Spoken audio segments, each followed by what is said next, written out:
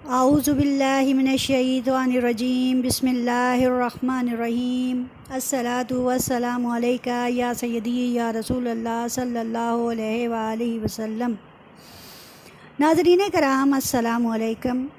خانہ کعبہ کے جنوبی جانب رکن یمانی ہمارا خانہ کعبہ کی عمارت کا 9واں حصہ۔ خانہ کعبہ کے جنوبی جانب کونا رکن یمانی ہے کیونکہ یمن خانہ کعبہ کے جنوب میں واقع ہے۔ یہ حجر اسود کے دائیں طرف ہے۔ حضرت ابن عباس رضی اللہ تعالیٰ عنہ فرماتے ہیں کہ آقا علیہ الصلاۃ والسلام نے رکن یمانی پر بھی استلام کیا۔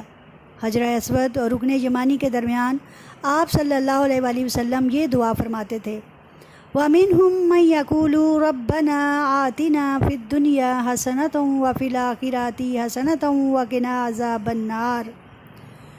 رکن یمانی وہی حضرت ابراہیم علیہ السلام کا تعمیر کردہ ہے۔ اس کو گرنے سے بچانے کے لیے سیمنٹ اور سٹیل کے کیل لگائے جاتے ہیں۔ اس میں پڑی دراڑیں کسی طور بھرتی ہی نہیں۔ ان دراڑوں کی 2 وجوہات بتائی جاتی ہیں۔ نمبر 1 کہ آپ صلی اللہ علیہ وآلہ وسلم نے اس کے بارے میں فرمایا کہ یہاں ہر وقت 2 فرشتے کھڑے ہوتے ہیں جو یہاں سے گزرنے والے حجاج کی دعاؤں پر آمین کہتے ہیں۔ دوسری وجہ یہ بتائی جاتی ہے کہ حجر اسود اور رکن یمانی جنت کے 2 دروازوں میں سے ہیں، اور ناظرین کرام جن دروازوں کو اللہ کھولے انہیں کون بند کرے؟ کہا جاتا ہے کہ یہ دراڑیں نہ تو بند ہوتی ہیں اور نہ ہی ان پر غلاف کعبہ چڑھایا جاتا ہے، بلکہ یہ جگہ ننگی ہوتی ہے، اور جب جب اس کو بند کرنے کی کوشش کی گئی ہے تب ان میں دراڑیں پڑتی رہی ہیں۔ روایت کیا جاتا ہے کہ اس میں حضرت فاطمہ بنت اسد کو درد ذیل تھیں، وہ یہاں آئیں، انہوں نے اللہ سے دعا کی، اے اللہ، میں تجھ پر، تیرے نبیوں پر اور تیری طرف سے نازل ہونے والی تمام کتب پر ایمان رکھتی ہوں۔ میں اپنے جد حضرت ابراہیم علیہ السلام کے کلام کی اور اس بات کی تصدیق کرتی ہوں کہ اس گھر کی بنیاد انہوں نے رکھی، پس اس گھر کے معمار اور اس بچے کو جو میرے شکم ہے اس کی پیدائش کو میرے لیے آسان بنا۔ اس کے بعد کہا جاتا ہے کہ یہ کونا پھٹا اور وہ اندر چلی گئیں۔ 3 دن تک وہ وہیں رہیں، اور اس دوران خانہ کعبہ بھی نہیں کھلا، یعنی کہ باب کعبہ بھی نہیں کھلا، یعنی دروازہ بند رہا۔ خانہ کعبہ میں جنم لینے والا بچہ کون تھا؟ ناظرین کرام وہ حضرت علی رضی اللہ تعالی عنہ ہے، جنہیں مولد خانہ کعبہ بھی کہا جاتا ہے۔ نمبر 10 پر ہمارے پاس حصہ ہے رکن شامی۔ خانہ کعبہ کے ایک طرف ملک شام ہے، چنانچہ اس طرف والے کونے کو رکن شامی کہا جاتا ہے۔ رکن شامی اور رکن عراقی، ان دونوں رکنوں کو رکن شامیان بھی کہا جاتا ہے۔ ابھی میں آپ کی خدمت میں رکن عراقی کو بھی پیش کرتی ہوں۔ خانہ کعبہ کی ایک طرف عراق ہے، اس لیے عراقی حجاج اس طرف سے مکہ میں داخل ہوتے ہیں، چنانچہ اس طرف کے کونے کو رکن عراقی کہا جاتا ہے۔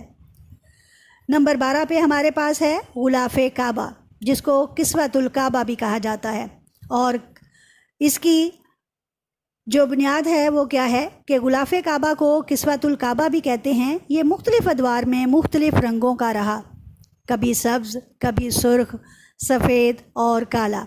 سفید اس وقت کہ جب مکہ میں کسی عورت کی غلطی کی وجہ سے خانہ کعبہ کی کپڑے کو آگ لگ گئی تو آپ صلی اللہ علیہ وآلہ وسلم نے اس پر سفید چادر چڑھا دی، اور اس کے بعد کالا کپڑا اس پر ہر سال ڈالا جانے لگا، جہاں سے یہ کالا غلاف بنایا جانے لگا۔ ہر سال 9 ذوالحجہ کو پرانا غلاف اتار دیا جاتا ہے اور اس کے ٹکڑے حجاج کرام کو بانٹ دیے جاتے ہیں۔